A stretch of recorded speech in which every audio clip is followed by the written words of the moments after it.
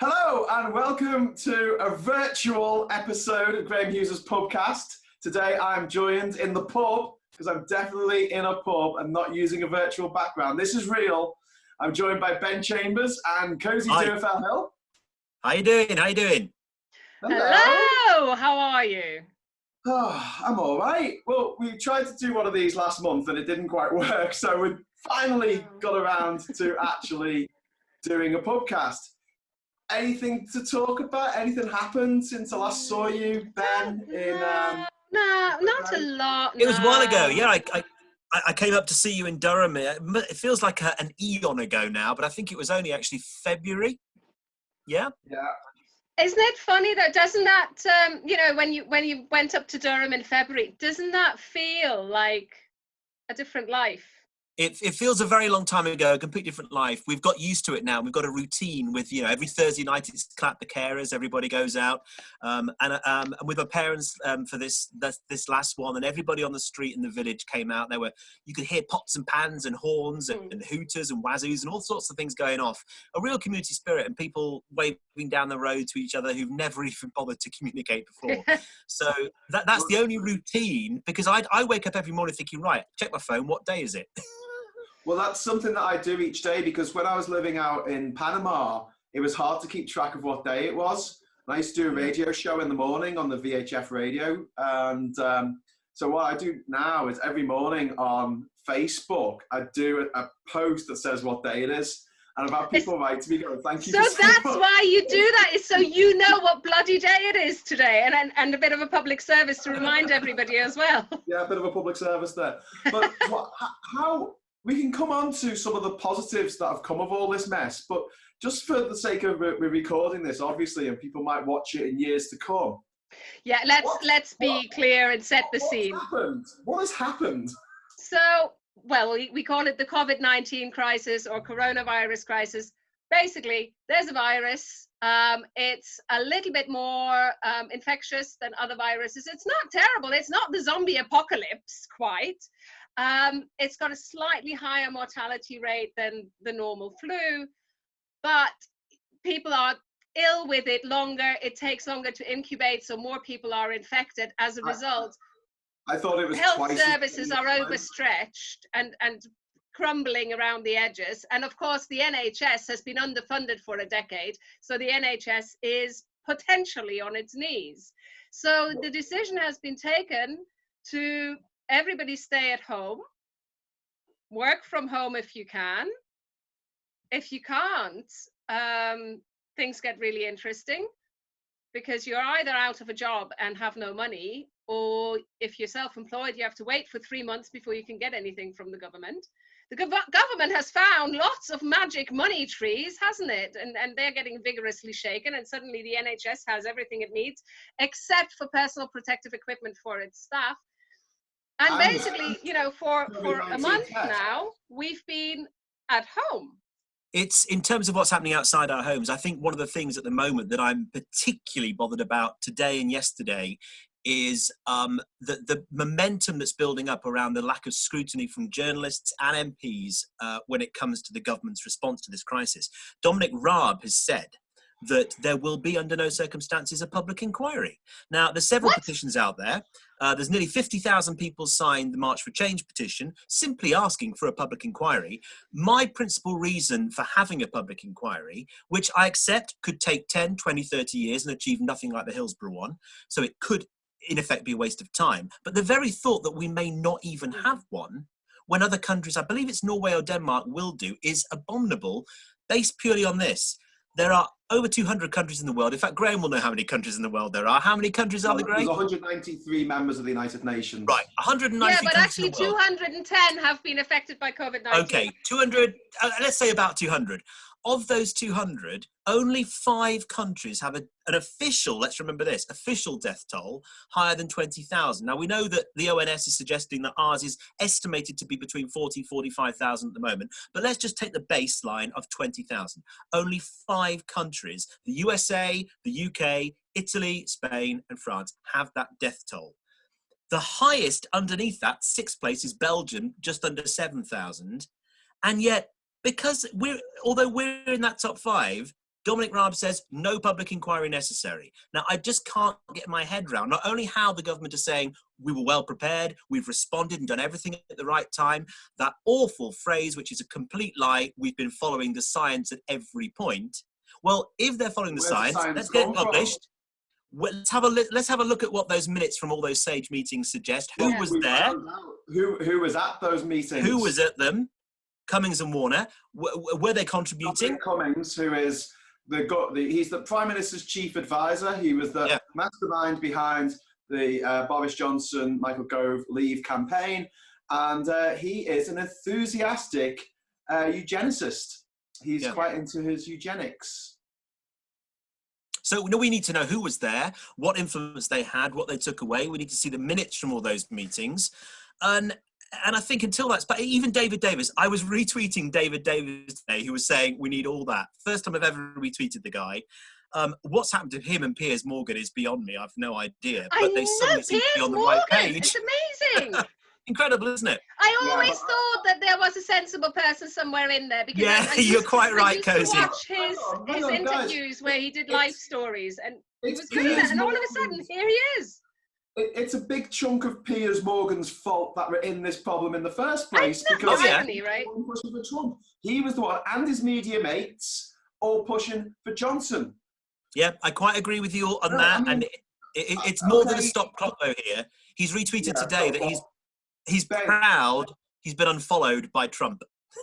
Aside from the SAGE meetings, we had about a month, or arguably longer than a month's grace on this. We knew it was coming.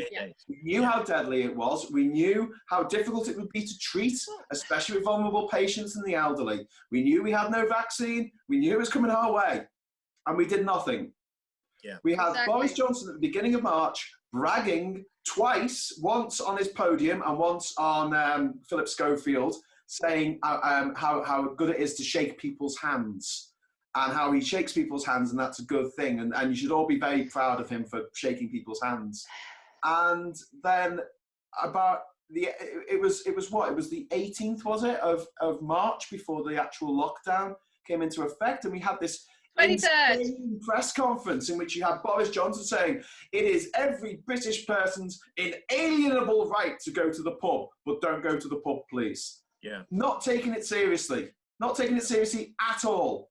And as a result, now over 45,000 people in this country are thought to have died. That's hospitals and care homes. Meanwhile, in Vietnam, the death toll is 0. Yeah. And I believe in New Zealand, the death toll is still under 20 people. Yeah, it is. I don't know what it is. It was 13 last time I looked. Incredible. Well, I mean, did everything right. I started looking at the numbers and tracing the numbers very early on. I stopped now, actually. I did it sort of until we got to somewhere around 1,000. And I think the thing I looked at was how long was it doubling for?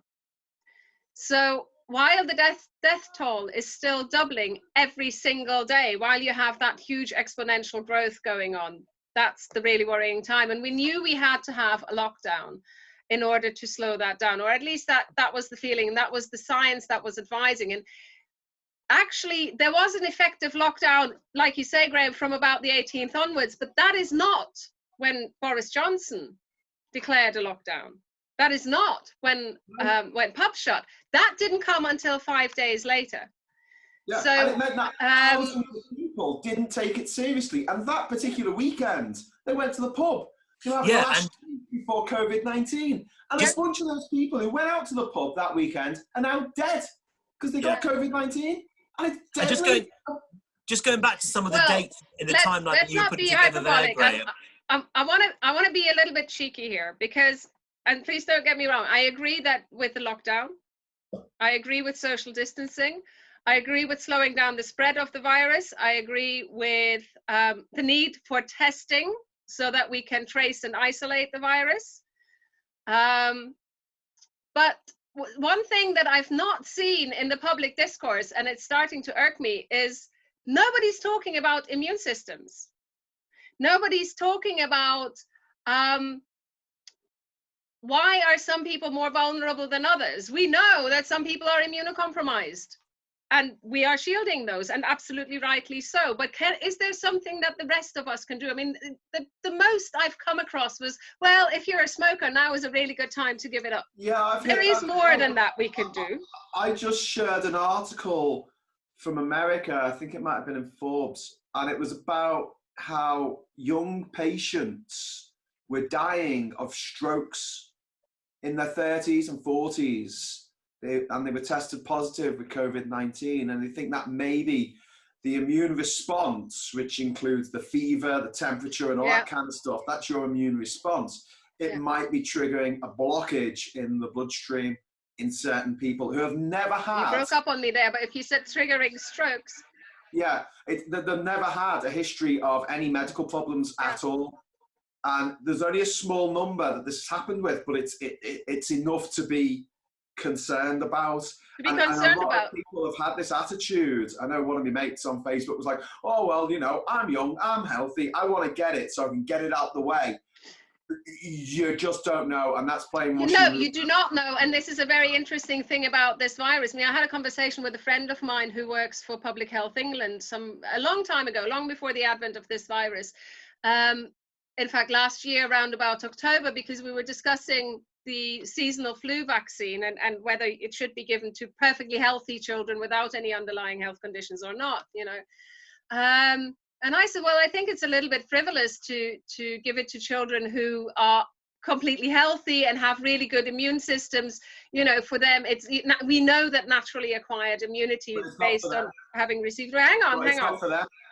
And he actually turned around and said there is no predictor for whether you're going to get complications to a viral infection. There's no predictor. Even if you're very healthy with a very good immune system, you might get an adverse reaction or a severe complication. I heard on the news today that the World Health Organization, and someone tweeting on their behalf, has put out a tweet saying that there is no evidence whatsoever that anyone can develop any immunity to this virus at present. I don't know whether that's correct or not. But the other area we haven't talked about is the fact that it does seem to be affecting people from the Black and ethnic minority community far more heavily than it is, say, well, people from other communities. And there's been suggestions. There's been suggestions that could be because more people from those communities in certain countries are living below the poverty line in more cramped conditions, and therefore the virus will spread anyway. I've heard all sorts about that, but I don't know enough about it to speak intelligently on whether or not there's an immunity and whether or not it's a good idea. Because let's remember, the original plan, going back to Boris Johnson's Greenwich speech on the 3rd of February, was that this virus would push through society, 60% of people would catch it, resulting in 400,000 deaths. That was the original plan, to be the Superman country, keep our economy going, and come out of this while every other country in Europe shut their economy down. We'd come out as the Clark Kent into Superman country that can clean up. That was the plan. Now, when Boris was presented with the fact, that 400,000 people were going to die, even he had to say, do you know what? We're never going to be able to spin that when every other country in Europe has death rates of around 20, 30,000. We can't do it. That's the only reason. And let's remember all the way, that timeline you gave, Graham, all the way through March, on the, I think it was the 3rd of March was the shaking hands comment. The 5th of March was the Philip Schofield comment about letting it push through society. But worse than that, over a week later on the 16th of March, he said at a press briefing, there is no evidence that banning mass gatherings would reduce the rate of transmission. And then for something happened between the 16th of March and the 23rd, because on the 23rd, he banned mass gatherings. Now, I don't know what he was presented with, but this is where following the science, hang on, Cosi, this is where following the science really gets me. Because if we've been following the science from day one, I'd love to meet the scientist that said to Boris Johnson, do you know what, do a press briefing, tell everyone you've been shaking hands with patients who've got COVID-19 who are currently in hospital, tell people that's okay. Then a day later, go on ITV, tell people that the plan is to push through the community, push through society with this disease. Everyone takes it on the chin. Tell them that. And then a week later, say there's absolutely no evidence that mass gatherings increases the rate of transmission. I want to meet the scientist. I want the name of the scientist who told him that and what their evidence was for telling him that, because either that happened or it didn't. We have been following the science or we haven't. I can assure you that it didn't happen like that. Because for starters, scientists don't advise like that. They just present the facts. And then Boris Johnson drew his conclusions from that. But can I just point out, you know, on the, when was it you said, what was it he said on the 18th of March? That there was no evidence. No, hang on, Cosi. No, Cosi, I agree with you. I very much doubt any scientist would. No, that's my point. I very much doubt any scientist would have said that. But the point is, we've been told the government is following the science. They clearly aren't, because there's no way a scientist would have instructed Boris to say those things. They are now. They just weren't. So they're not following the science. They are now. But we've been told we have been following the science, and every intervention we've been made has been done at the right time for the right reasons. That's got to be a lie. And you're right. They said that ages ago, but at even in the middle of March, but at that point they were still doing nothing. The thing is, this was very much led by the population. I had an event planned for the 21st of March. We took the decision to postpone to July, and I now predict that we'll postpone further, but we took the decision to postpone to July 2 weeks before that. Yeah. On the 11th of March, there was still a match in Liverpool, in Anfield. Yep. Yeah. With a team from, remind me, where was it from? Madrid. Yeah. Madrid. Where after Italy was the next big place that got badly hit. If you look back now, you will find there was a match in Bergamo, which is one of the worst places hit in Italy. The first place that got hit really badly in Europe. It got probably transmitted very, very much in these football matches. But Cosi, that's my point. Yeah. This is my point. But Boris Johnson is claiming that the scientific advice he was given at that time was, even in mass gatherings, there's no increased transmission. Yes. That's what he's claiming the science was. What I'm trying to add to what you're saying is that actually the organizers of events had already, long before Johnson declared a lockdown, taken the consequences and taken the hit. And it's only because the government was pushed, imagine it like a chess game. They were put into a need to make that move. That was not what they were planning. They didn't have a master plan back in January. They didn't have a clue in January. Boris Johnson didn't attend any Cobra meetings in January. You know, they did know this was coming. They ignored it. They were like, we'll be fine. It's just a flu. It'll be okay. You know what Cobra stands for, Cosi? Remind me. It's the room they meet in or something. Crisis occurs, Boris runs away. Seriously, he wasn't there, and then he got ill, and I was thinking, fine. Do you know what? If he snuffs it, fine, whatever. If he was ill, you don't go into a situation where you are told explicitly not to make contact with people because there's a virus going around that's incredibly virulent. Virulent, that's the word. You've got to. I can't say it. I think you've got to balance that a little bit as well. You know, Princess Diana was praised for shaking hands with people who were infected with the AIDS virus because that's not transmitted that way. But this is it. This is. You know, I don't know if maybe they're not. I understand it's different. Okay, I understand listen. is more easily transmitted. Apparently, our elected leaders don't. This is where I'm confused, Cosi, and I hope someone can clear this up, because I'm trying to work out in my head where the disconnect is between the advice that's been given all the way through from Sage, from the scientists, from Whitty, from Valence, from everyone else, and how Boris has twisted and warped and interpreted that to fit his own agenda, and that's what's been delivered to the public. Because either the science has changed dramatically in only our country, or it's been the same throughout and we've deliberately and obstinately ignored it because our agenda didn't fit the science. Now, when you said in January they had no idea, I completely agree. I don't think they had any idea what was going on in January, but I think from February onwards, the plan was, we'll let it push through the community, we'll let it take out a few pensioners because they're expendable, and we'll keep our economy 100% open. That was the plan, and that was the plan until the 16th of March. So I'd love to know. Around about that time, somebody realised this is not going to go down well. No. History will judge you badly for this. Yeah. That's why the guys, SAGE meeting data and minutes need to be published. They knew in January. They had an exercise back in 2016 in this country in the case of a pandemic. And the very problems that we're having now, especially to do with testing and to do with PPE, they both came up.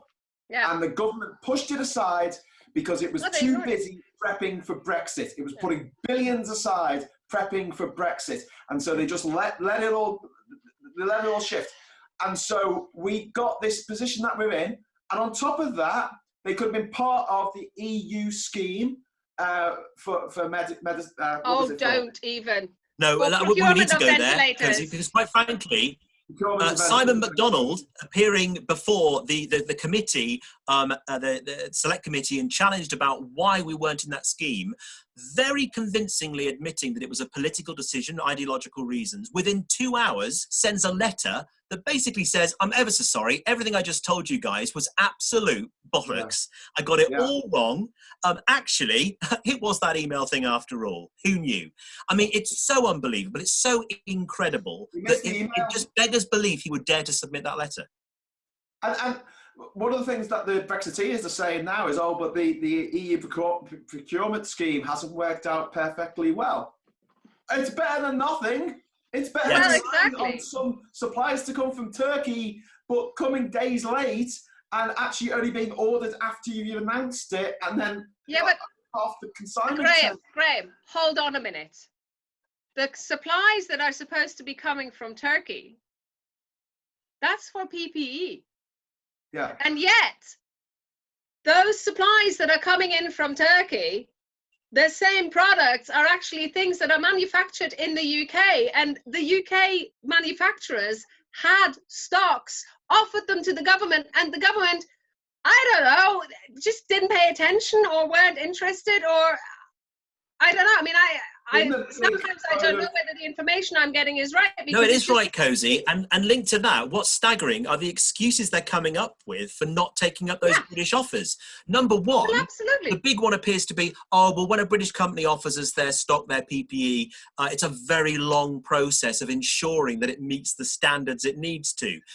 Well, that doesn't seem to apply to anybody else. Manufactured in Britain, how can it be substandard? And let's also remember that they made a very big fuss about two things. First of all, the Nightingale Hospital, which as far as I believe has around 20 patients of the capacity of 4,000 in London, because they can't get NHS nurses to staff it because they don't exist. Exactly. And also, what was the other thing? There was something else as well. I was going to say just then. Dare I mention ventilators? That's the one, Dyson. The contract.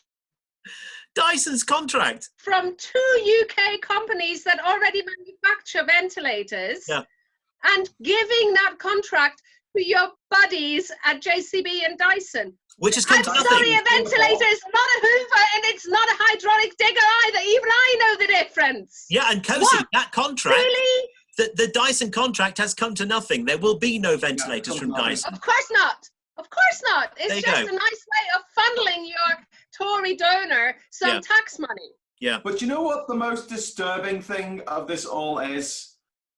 It's the fact that actually Boris Johnson and his government, the majority of the people in this country think that they're doing a good job.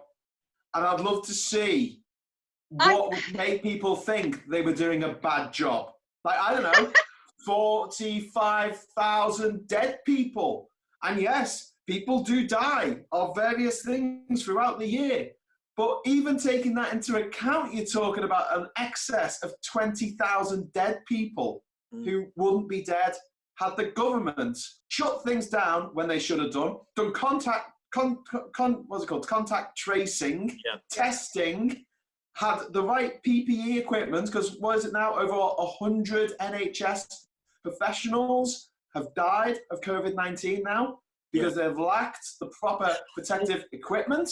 And Graham, there's something to add. How do we convince people that the government has royally? Yeah, I'll tell you how, Graham, by putting these things into context. And one of the contexts with that 100 NHS workers that have died, it's more than 100 now. I believe in the last 60 years, there's only been 4 years where people working in the armed forces, where more than 100 of them have died. There's only been 4 years in the last 60 where more than 100 people in the armed forces have died. That puts it into context for me. I mean, that's a staggering context. So being an NHS worker is more dangerous than being in the army. Absolutely, yeah. For the last 60 years. And I can't verify this, but maybe you can, Graham. I also read, again, this is like Cosi says, it comes in through Facebook and Twitter, but I believe that the number of people that have died from COVID-19 in Britain now, if you go with the ONS figure, is more or about the same as the number of people that died over the entire Blitz. Again, that needs verifying, but I think it's somewhere around that area. I was going to say, for a bit of context, I think we do have to, because this is a pandemic, I have all sorts of interesting people on my friends list on Facebook. So I get all sorts of interesting threads and trains of thought thrown about. And one of them is, this is a huge overreaction. This is a huge global overreaction to a virus. A virus is a normal, natural thing. We have a bad winter virus every year. Every year, the NHS warns that one bad winter virus and we will have a real problem. We need better funding. And now this year, we've got that bad winter virus and it's here in spring. But look at what's happening in other countries. Ben, you mentioned New Zealand earlier on. If you look at Taiwan, Singapore, Malaysia, I mean, China is where it started. So they, you know, kind of, yeah, well, they pulled the short stick because the first place where it hits hasn't got any warning. But all these other places, in Taiwan, there is no lockdown. There's no lockdown. People are going to work. The economy is not affected, and yet they have very low deaths. Why is that? Because from the very beginning, they tested, they traced, they isolated, and they put normal social distancing measures in place. Face masks, 2 meters apart, whatever. Nobody's wearing face masks in this country. Well, I think that's a cultural thing as well. But, you know, I have a friend who lives in Taipei, and, you know, she goes to work as normal. They crack jokes about the situation. But, you know, the economy is not taking that big a hit. And they haven't got the situations like you have in southern Italy, where people haven't had any work for 5-6 weeks and are literally starting to starve. So this is just one piece of sort of one train of thought. Another train of thought from a friend of mine who now lives in Spain, but is Italian. So he has family in the north of Italy where they're really badly hit.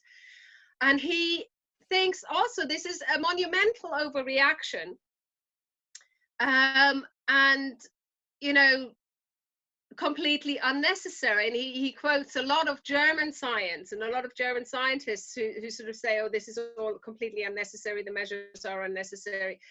But in Germany, they have a functioning health service. They are at what, something like 3,000 deaths at the moment? And that's partly because it's just, I think it's 5.8 thousand. 5.8, sorry. Yeah. Like I say, I kind of stopped looking at the numbers. Thanks for that, Yeah. Ben. Still a fraction of the numbers we have. Now, of course, to begin with, Germany was in a much better state. Germany had much greater capacity. Yeah, because they prepared, Cosi. They prepared. They had 20,000 ventilators to the UK's 10,000. Well, no, well, general preparedness rather than, I mean, the UK was one of the best prepared countries in 2009. What the hell happened? Yeah, Cosi, in relation to Germany, I think it's worth pointing out in relation to Germany, a very simple statistic that a child could grasp. From the beginning of this pandemic, they have tested 4 times the number that we have. They're now well over 2 million. And they have roughly 4 times fewer deaths. Now, those people trying to claim there's no correlation there are really digging a hole for themselves. It's unbelievable. And even Buckland, the MP that turned up on Question Time, I think it was last Thursday, admitted that if we'd been testing the way Germany had from the beginning, our death toll would be comparable. And let's remember, Germany has more borders than us. So there's more points of access to that country, 9 borders, and its population is 83 million to our 67 million. It's about a quarter. It's about a quarter more than the UK. They should be suffering far more. Vietnam is 90 million. Yeah. And a land border with China. Yeah. So again, this feeds in, Graham, to this notion that a public inquiry is, we don't need a public inquiry. They took it seriously. Well, I'm shocked to hear That's anybody Dominic Raab. saying that Dominic Raab. they don't want to have a public inquiry. I'm sorry. This is too big a thing, even if there was no criticism of the UK government. And I mean, right now, they are in a horrible position. I wouldn't want to be in their shoes. So, you know, I empathize and sympathize with that, and with saying, look, you know, we don't want to be too critical because they are really trying their damnedest. Let's give them the benefit of the doubt on that. But this is such a big thing. Why wouldn't there be the public inquiry? Why would you even question that? Of course, you're going to have some kind of reflection after the fact. First, we have to get through this. Yeah, but they know what the result's going to be, Cosi. They know what the result of the inquiry is going to be. I don't care. That's why they don't want one. Someone asked me about... That's a very cynical view, Graham. If someone did a criminal record check on me, and I was like, I wouldn't care. I know it'll be fine. Do you know hang on. But if it's evidence of their guilt. It's evidence of a guilty conscience. If Graham, Cosi, am I right? Some of them might end up in jail. They're not going to vote for that. Yes, exactly. But we look at the Hillsborough disaster, and we look at the resultant inquiry there that took 30 years to get anywhere at all, and then finds nobody guilty of anything. I think there were a couple of minor convictions. It's not guilty. That was the important thing. Exactly. But as far as David Doerfel, what I can't understand is, coupled with Dominic Raab saying we're not going to have an inquiry, is this other piece of information that I think is equally staggering, that Sage won't be publishing any of its scientific advice again until after everything is done and dusted, and all the people who are going to die have died. They won't publish that advice. Why would they? Cosi, that's minutes of meetings, Cosi. That's advice given by specific individuals and where it came from and what the evidence base was and how that influenced government decision making. None of that will be public, just like the Russia report, until afterwards. Why wouldn't you publish this? Why wouldn't you want to be transparent? Because they go to jail. For the very same reason they don't want to publish the Russia report, because it implicates named individuals in crimes for which they would end up going to prison. That's got to be the reason. Well, what does that say about our democracy, about our governance? It's in dire trouble. It's in real trouble. Exactly. And that worries me more. Do you know what? I'm in an at-risk group. I have asthma. Same with my husband. We have 2 kids. Okay, we don't have grandparents around. Granny is isolating in Scotland. You know, they're hunkering down. They've got what they need. We're doing the sensible thing. I mean, I went into isolation. I went into quarantine a week before Boris Johnson told me to. My employer told me not to come in the next day. I said, I'll come in if my staff are coming in. And they said, no, tell your staff not to. Because as a team leader, I felt it was important for me to be there if they are. Yeah. Within the space of 3 days, we went from being a 100% office-based, face-to-face appointments-based organization to being 100% remote working. My counterparts at the Home Office, I have a friend who works there, at this point, maybe between 1/8 and 1/4 of their staff are working from home. Most of their staff are just sitting on their hands at home and thoroughly enjoying it, frankly. There are some issues there, Cosi, because people, as you know, because I know that you deal with this kind of stuff, but people who are suffering from domestic abuse have now been basically left in a jail cell with their abuser. The services that exist for people suffering domestic violence are still there. They are still there. You can still get into a refuge even now. If you are not safe at home, get out. The services are there. Get in touch with your council. Get in touch with your Citizens Advice Bureau. Get in touch with whatever, refuge, Women's Aid, whichever organization you can get a hold of. All of these organizations worry about people. We worry about people, and we have worked our socks off in the last 5 weeks to make sure that we have a continuity of provision. All of a sudden, we were able to find homes for homeless people.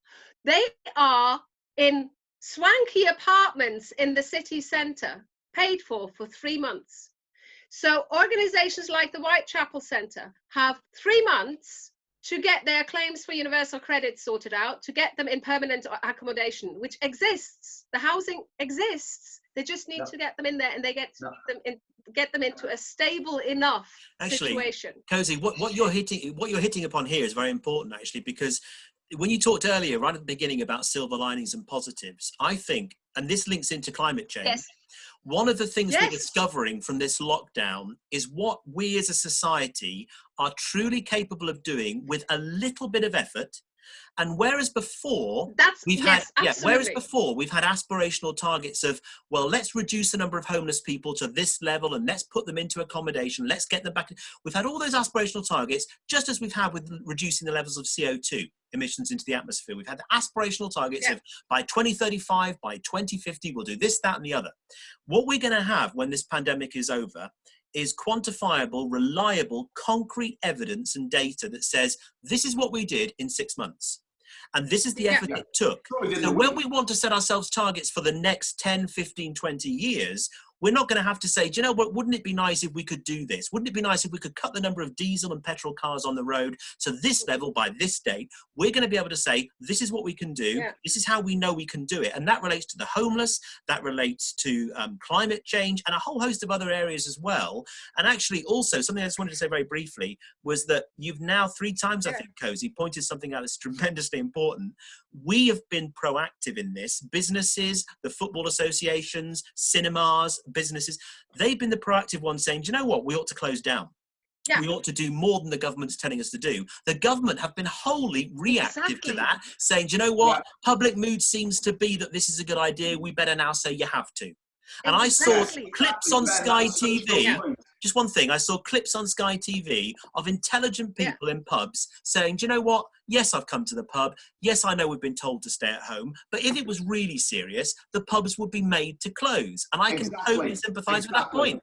The government were reactive from the start. Yeah, of course. There was the point as well that these pubs, a lot of them couldn't close down because they wouldn't be insured for having closed down unless they were forced to close down by the government. So the fact that the government didn't choose to say... Well, and this is a very important point, and I think this is why the government dragged its heels, because the minute the government says you must close down, then the government has to, it has a moral obligation to provide something. And the reason for delaying, I think, was to shirk that responsibility, frankly. But what the hell do we pay our taxes for, if not for this? You know, I'm sorry. And yet, you know, within 2 weeks, there were 500,000 universal credit claims made. And yet they didn't change the procedure for making a universal credit claim. So you still have to go and attend in person at a job centre, but the job centres are shut. So universal credit claims are not getting processed. I didn't know that. So now they're trying to find workarounds. So now they're trying to find workarounds where they can, and there are things in place that they can use, you know, online verification of your ID and stuff like that. One of the things that is happening, a lot of EU citizens are having their universal credit claims denied. First of all, because the DWP says that if you only have pre-settled status, if you've not been here for at least 5 years, you're not eligible, which is not true.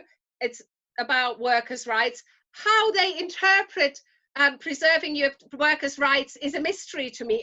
It really bubbles my head.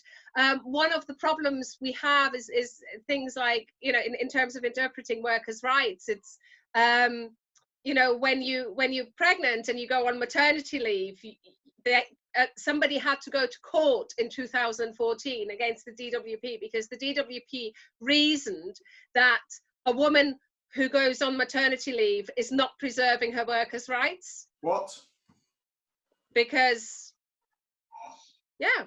she's not a worker anymore because she's pregnant.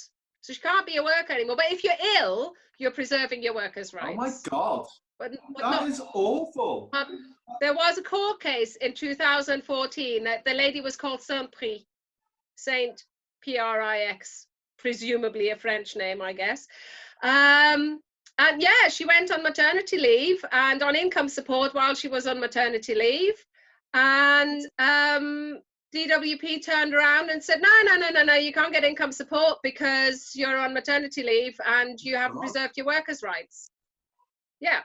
So we're finding a similar situation now. We're also finding a situation where the DWP are asking people who've claimed for universal credit for proof of their settled status. So for the actual online proof. Now, Graham, you know, we've talked at length about the process of applying for settled status, and that it's a digital status. And then there's a website called View and Prove Your Immigration Status. And that's where you look up your status. If you want to prove your status to a landlord or an employer, you get an online token and you email that to the landlord and the employer, and they then log in and they then see on the screen, yes, this person has settled status, they have the right to work, and they can download a PDF to prove that they've checked. The job centres, the universal credit, are actually asking people for that online code. Now, let's remember, we're still in the transition period. Let's remember that there was a Costa amendment to the withdrawal bill, which guarantees all EU citizens' rights until December 2020. We are under no obligation to have already applied for settled status. By the way, the EU settlement scheme closed with the lockdown, closed completely. They went to home working, but very, very slowly. They are processing the applications, but they're only just now, after 4 weeks, starting to really crank up again. I think they went from something like 1,500 people who were doing it in the office to 70 people working remotely. Yeah. And now I think they're at about 500. That segues into this other issue that is just, again, I think baffling to most people, which is that the government haven't extended the transition period, and we now officially have until, I believe it's the end of June to do this. And also, it's only come out today that I believe Michel Barnier and others have said that Britain is still not engaging with this process. Yesterday he tweeted, Britain is running down the clock. Britain is running down the clock. But they're kicking the can down the road. What is it going to take? What pressure is it going to take for us to exert, or whoever to exert on government, to get them to extend that transition period? And am I right in thinking that if we do get to the end of June... Let me tell you something else. It's not going to happen. Let me tell you one other thing. One tiny little thing. It's part of the withdrawal agreement. Withdrawal agreement, shoot me dead, I think it was Article 18, paragraph 1. I want to say C, but anyway, 18, paragraph 1. Thereabouts. I didn't know about this until very recently. It was Professor Michael Dugan of University of Liverpool who tweeted about this. It says that if there is a technical issue with the EU settlement scheme, with the implementation of the EU settlement scheme, that gives automatic grounds for an extension to the transition period. Right. Well, automatic. Yeah. All they have to say is, yeah, come on, we're having some difficulties. I mean, if this is not technical difficulties, if having to close your office is not technical difficulties, I don't know what the hell is. But this is the thing, like, the EU has been vilified so much in the public subconscious in this country that we've reached a stage now where we are saying we don't want to have a deal. See, Graham, you say that, but I don't see that. 50% of our trade. We don't want to have medical equipment that's sourced by the EU. We'd rather get it from Turkey for some reason, and Singapore. And the way the news has been reported as well. People are praising the Mail because it's putting out some stuff about what the government's doing. And obviously Piers Morgan he's been a stopped clock, right? Oh, wait. The Mail, which today criticised nurses for taking 2 minutes out of their day to make a little video to cheer everybody up. It didn't take them long really? to get to the norm.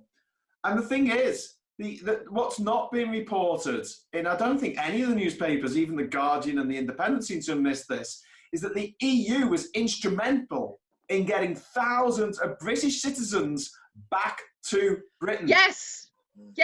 No one's touched on this. No, nobody's talking about it. There were the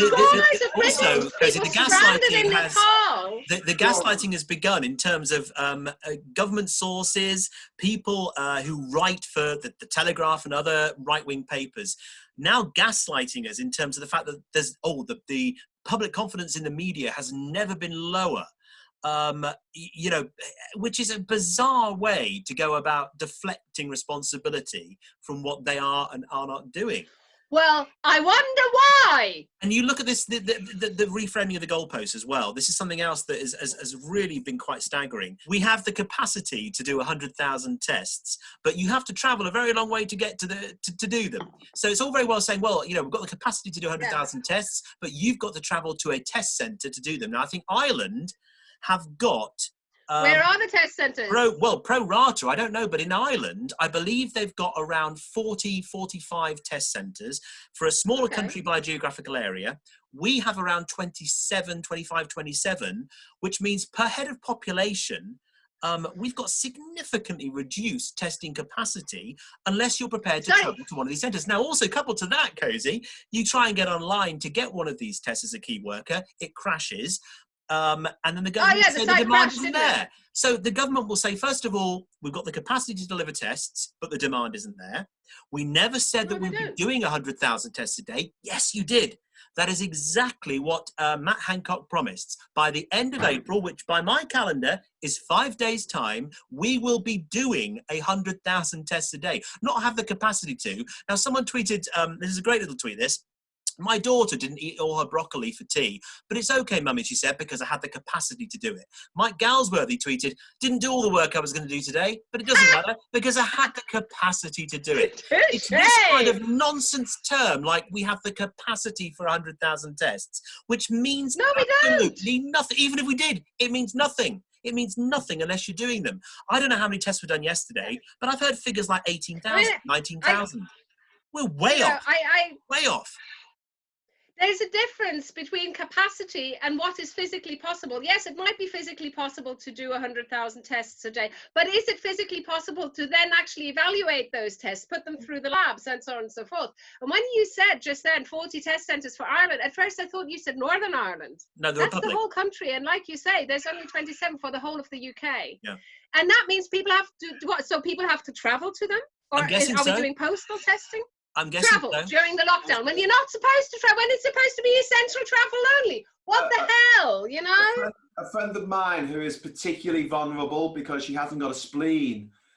She's been experiencing symptoms of COVID-19, difficulty breathing, fever. She called up her GP who said, get yourself tested. She went to the COVID-19 test place in the city where she lives. And basically, she had her oxygen levels checked and her temperature checked. There was no test for COVID-19. Yeah. And this is someone at risk, particularly at risk because she hasn't got a spleen. Yeah, I hate to be that person as well. There are two types of tests. There's a blood test and there's a swab test. I don't know which one, but one of them is really unreliable because it uses DNA. I think it's the swab test that uses DNA. Apparently that is really, really, really, really supremely unreliable.